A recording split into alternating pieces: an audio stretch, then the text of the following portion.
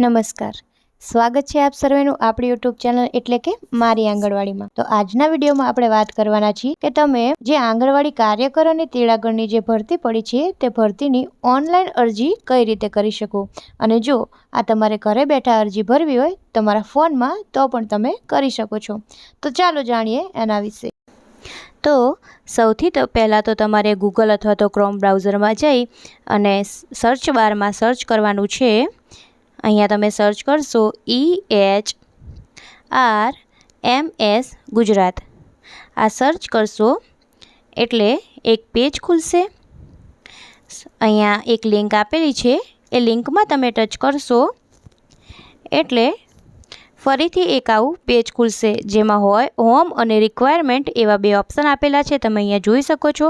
આપણે રિક્વાયરમેન્ટ ઉપર ટચ કરશું ત્યારે જે સૌથી પહેલું અપ્લાય આપેલું છે એના ઉપર ટચ કરીશું ત્યારે આવી રીતના અલગ અલગ બધા જિલ્લાઓ ખુલશે। હવે તમારે જે જિલ્લામાં ફોર્મ ભરવાનું છે ત્યાં ટચ કરવાનું છે। અપ્લાય ઉપર ટચ કરશો એટલે ફોર્મ ભરવાની જે શરતો છે કે ફોર્મ ભરતી વખતે જે બાબતો ધ્યાનમાં રાખવાની છે એવી અહીંયા બાબતો તમે જોઈ શકો છો કે અહીંયા આવશે 12 જેટલી એવી બાબતો છે કે જેને ધ્યાનમાં લઈ અને તમારે ફોર્મ ભરવાનું રહેશે।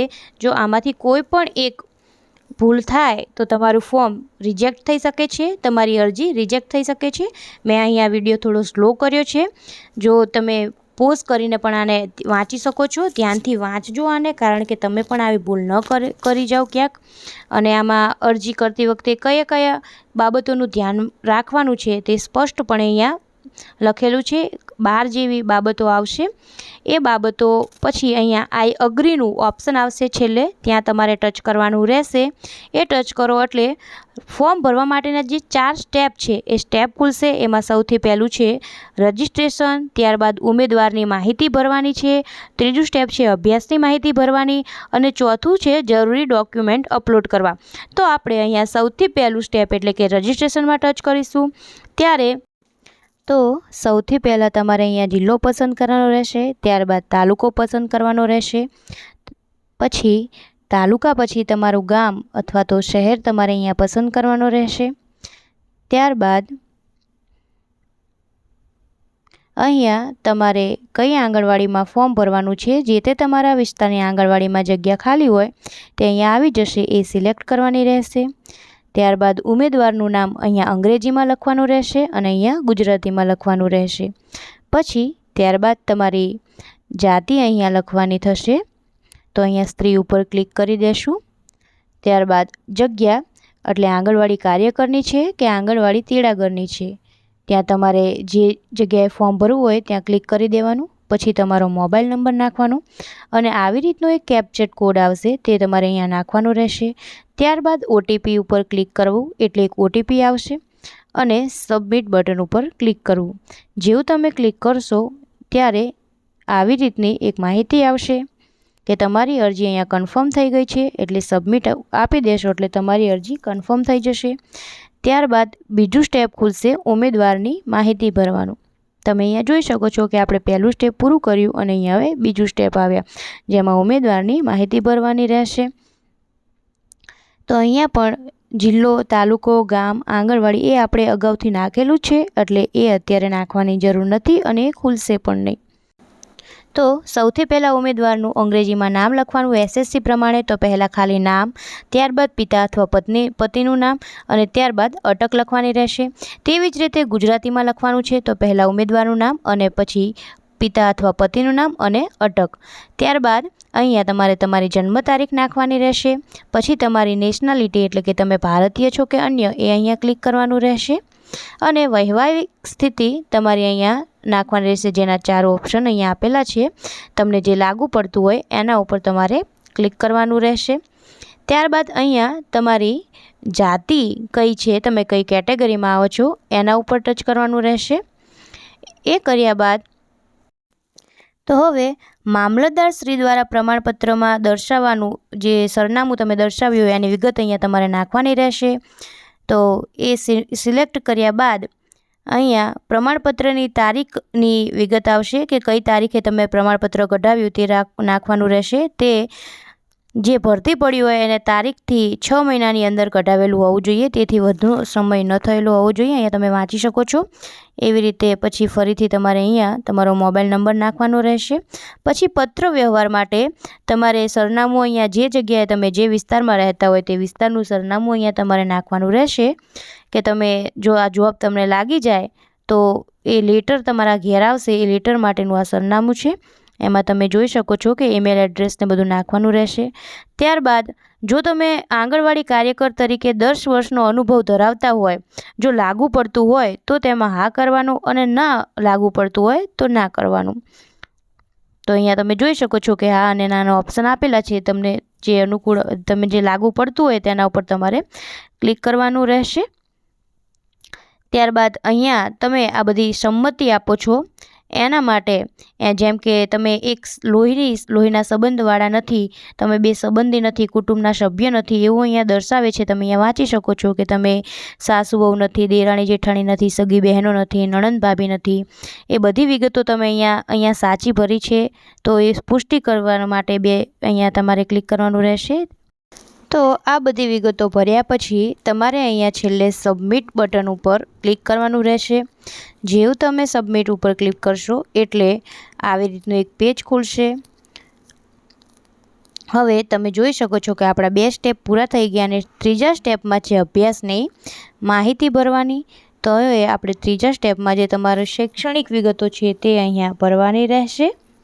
તો એના વિશે આપણે જોઈએ તો સૌથી પહેલાં તો તમે અહીંયા જોઈ શકો છો કે તમે ધોરણ 12 અથવા ધોરણ 10 પછી કોઈ સરકાર માન્ય 2 વર્ષનો કોઈ કોર્સ કર્યો હોય તો તેની વિગતો અહીંયા તમારે પૂરવાની રહેશે. ધોરણ 10 પછી કર્યો હોય તો પછી તમે ગુણ અથવા તો ટકાવારી દર્શાવતા હોય તો ત્યાં ટીક કરવાનું રહેશે.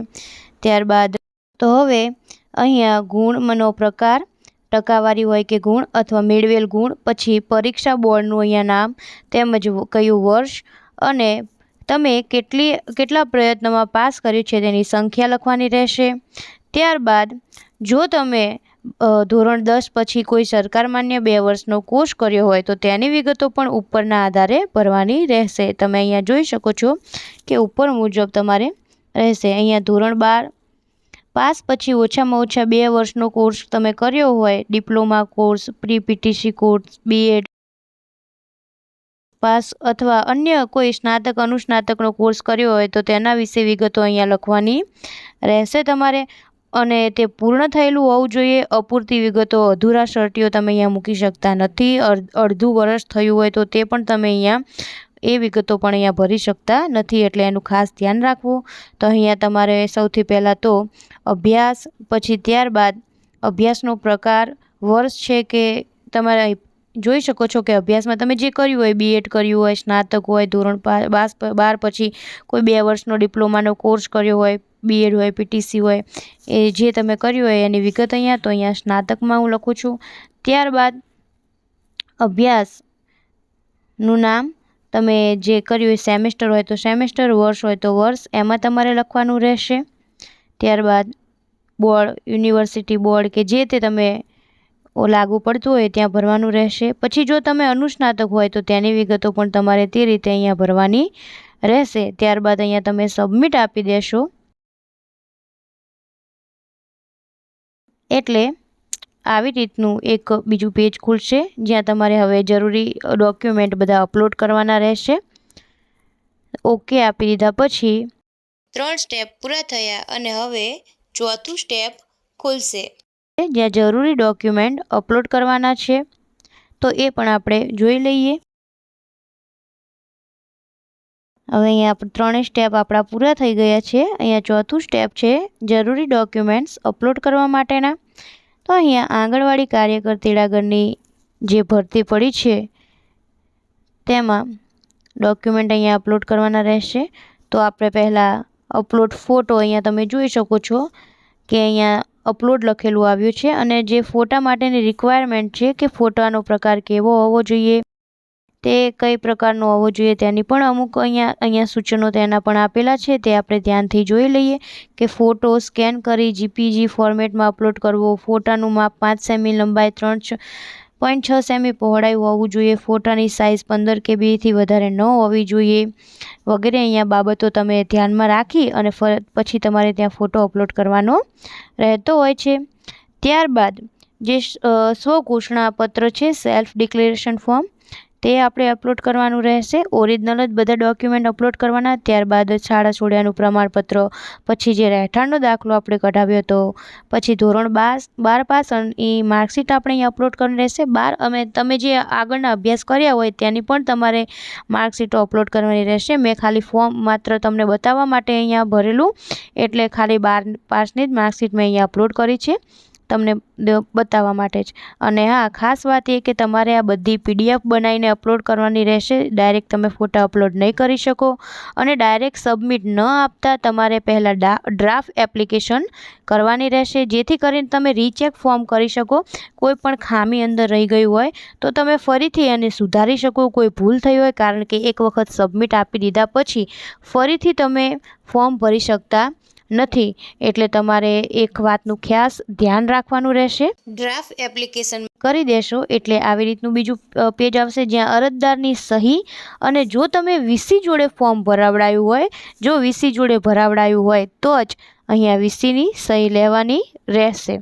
તો મને આશા છે કે આજનો આ વિડીયો તમને ઉપયોગી નીવડશે અને જો તમે ફોર્મ જાતે ભરતા હોય તો તમને ઉપયોગી રહેવાનો છે, અથવા તો તમે કોઈ કોમ્પ્યુટરવાળા જોડે જઈને ભરાવતા હોય, VC જોડે જઈને ભરાવતા હોય તો તમે પણ આ બાબતોનું ધ્યાન રાખી શકો છો જાતે જ, અને આવી કોઈ ભૂલ ન થાય જેને કારણે તમારું ફોર્મ રિજેક્ટ થાય। કારણ કે મેં આવા ઘણા બધા દાખલા જોયા છે કે જેના આવી ઘણી બધી નાની ભૂલોના કારણે ફોર્મ રિજેક્ટ થયા હતા। તો તમે ફરીને વિડીયો 2 થી 3 વખત જોજો, જાતે પણ પ્રયત્ન કરજો ફોર્મ ભરવાનું કે કઈ રીતે ભરી શકાય। બને ત્યાં સુધી કોમ્પ્યુટરવાળા ભાઈ પાસે જ જજો, જેથી કરીને તમને ડોક્યુમેન્ટ અપલોડ કરવામાં, તમારા ફોટો મૂકવામાં કોઈ જાતની તકલીફ ન થાય, કારણ કે આપણે ફોનમાં બધી વસ્તુ શક્ય થઈ શકતી નથી હોતી।